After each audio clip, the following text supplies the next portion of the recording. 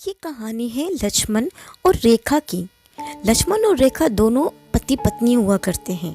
लक्ष्मण रेखा के दो बच्चे हुआ करते हैं जिनका नाम चिंकी और रिंकी था। चिंकी जो थी वो बहुत ही काली थी। उसका कलर बचपन से ही बहुत ही सांवला था, जिसकी वजह से वो हमेशा ही पीछे रह जाती थी। जबकि रिंकी बहुत ही खूबसूरत और जिसका फेस कलर भी बहुत ही गोरा था, हर मामले में सबसे आगे आगे हुआ करती थी। दोनों बहनें बज़ाहिर तो बहनें थी, लेकिन दोनों में बिल्कुल भी नहीं बनती थी।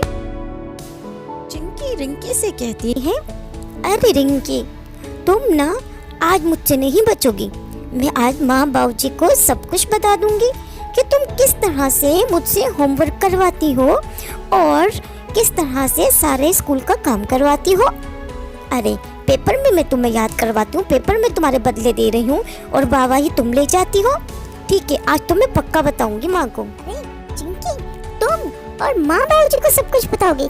जी नहीं, अगर ऐसा करोगी ना तो फिर सोच लो, मैं भी बता दूंगी कि तुम किस लालच में मुझसे मेरा काम करती थी।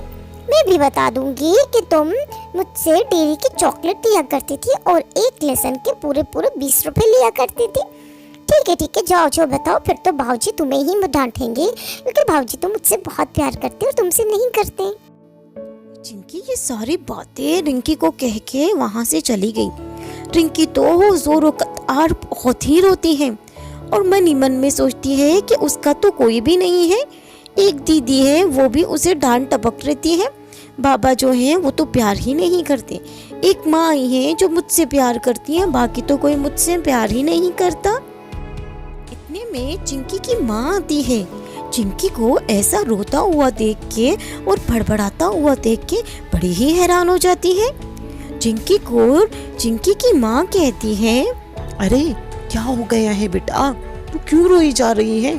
अरे कुछ बताओगी भी या इस तरह से ही रोती रहोगी? ठीक है, नहीं बता रही हो? अरे मेरी बेटा, मेरा जिगर का टुकड़ा, जल्दी से माँ को बता दे कि तुझे क्या हुआ है। अगर तू इस तरह से रोएगी तो मुझे कैसे पता चलेगा कि तेरे साथ क्या हुआ? अरे तू मेरी बात नहीं सुन रही है और रोए जा रही है बेटा। चिंकी बेटा, बताना हुआ क्या है। ठीक है, नहीं बता रही है ना, मैं जा रही हूँ। ठीक है, अब मुझे दोबारा रोती हुई नजर ना आओ तुम। अरे माँ, आपको पता है दीदी जो है ना, दीदी ना मुझे बहुत ज़्यादा डांटती रहती है। जब देखो मुझे काली काली होने का ताना देती रहती है और स्कूल में भी मुझे बहुत तंग करती है। सब स्टूडेंट से कह के मेरी ना वो करती है, खिंचाई लगाती है। और दूसरी बात ये है कि मुझे हर वक्त अपना होमवर्क भी देती है। सारे पेपर भी मैं ही करती हूँ, होमवर्क भी मैं ही करती हूँ। दीदी बस बैठी रहती है, बस खेलती रहती है और मोबाइल यूज़ करती है। इतने में रेखा चिंकी को लेके इसके भाऊजी लक्ष्मण के पास आ जाती है। लक्ष्मण देख के पहचान लेता है कि जरूर दाल में कुछ काला है। लक्ष्मण रेखा से पूछता है, अरे रेखा, तुम क्या कर रही हो यहाँ पे और इस कमबख्त को क्यों लेके आई हो मेरे पास? अरे इसे मेरी नजरों से अभी के अभी दूर कर दो, मुझे इसकी शक्ल भी नहीं देखनी है। तुम्हें तो पता है ना कि मैं इसकी शक्ल देखता हूँ तो मेरा पूरा दिन खराब जाता है और मेरा काम में भी मन नहीं लगता। ले जाओ इसको, यहाँ से ले जाओ, जल्दी से ले जाओ, जितना हो सके जल्दी। अरे सुने, अरे बच्ची की बात तो सुने। बच्ची आपसे कहना क्या चाह रही है? अरे वो चिंकी जो रिंकी है ना, उसके बारे में कुछ बात करना चाह रही है। काफ़ी देर से बेचारी रो रही है। अरे आज तो इसकी बात आप सुन ही लेना, कितने दिनों से ये आपसे कह रही। क्या कहेगी ये मुझे? चिंकी के बारे में कुछ कहना चाह रही है?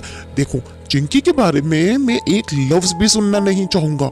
ले जाओ उसे यहाँ से और इसे कह देना, चिंकी मेरी इकलौती बेटी है, ये मेरी कोई बेटी नहीं है। ठीक है?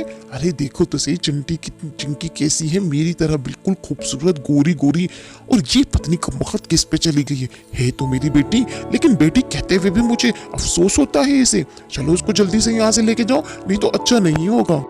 सुनिए जी, मैंने आपको पहले भी कहा था ना कि आप इस रंग नस्ल पे इस तरह से तालभेद मत किया करें। अरे दोनों आप ही की बेटियां हैं, इस तरह से करेंगे तो क्या असर पड़ेगा?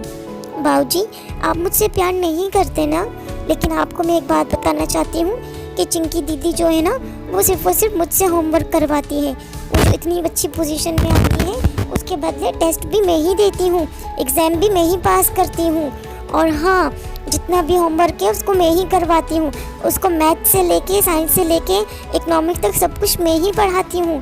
दीदी सिर्फ बैठी रहती है, मोबाइल यूज़ करती है और गेम्स खेलती रहती है। उसके बाद वो कुछ भी नहीं करती है, सब कुछ मैं खुद करती हूँ पापा। मैंने तुम्हें क्या कहा था कि तुम चिंकी के बारे में मुझसे एक लफ्ज भी कहोगी तो मैं बिल्कुल भी विश्वास नहीं करने वाला। अरे तुम्हारी बातों पे कौन विश्वास करेगा? तुम तो जलती हो मेरी बेटी से।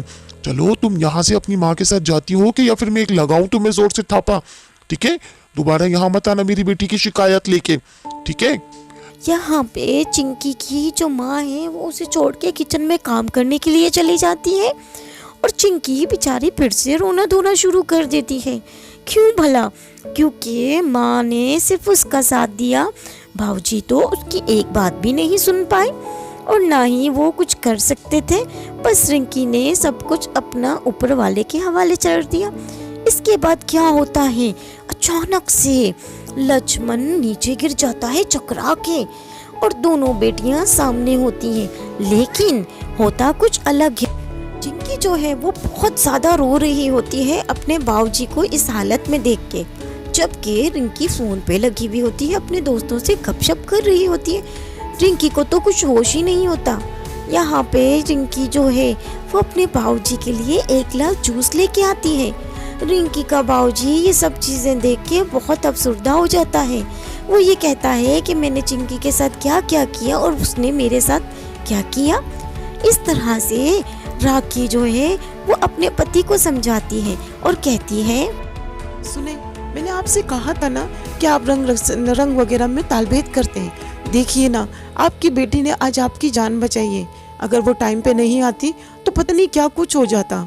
और वो देखो, आपकी लाडली बेटी अभी तक मोबाइल में ही लगी हुई है।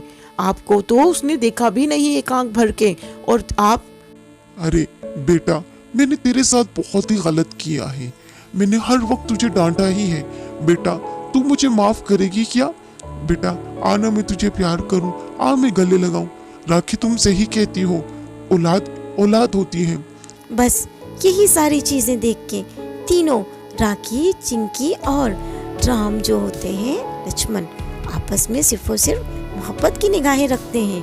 और दूसरी जानिब यहाँ पे आ जाती है चिंकी। अरे भाऊजी, क्या हुआ यहाँ पे? कुछ हुआ क्या? मुझे यहाँ पे सब एक साथ क्यों नजर आ रहे हैं? अरे क्या हुआ? कोई पार्टी शार्टी का प्लान कर रहे हो आप लोग क्या? बड़ा ही मजा आने वाला है। ठीक है, मैं भी इनवाइटेड हूँ। यहाँ पे तो चिंकी को पता ही नहीं होता कि उसके पिताजी के साथ क्या हुआ।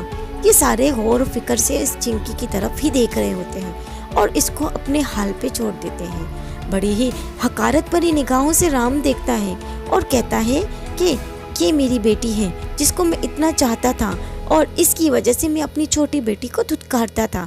देखो तो सही, इसको तो पता ही नहीं है कि उसका बाप मौत के मुंह से वापस आया हुआ है। इसको कहते हैं बिल्कुल ही नाकारा औलाद।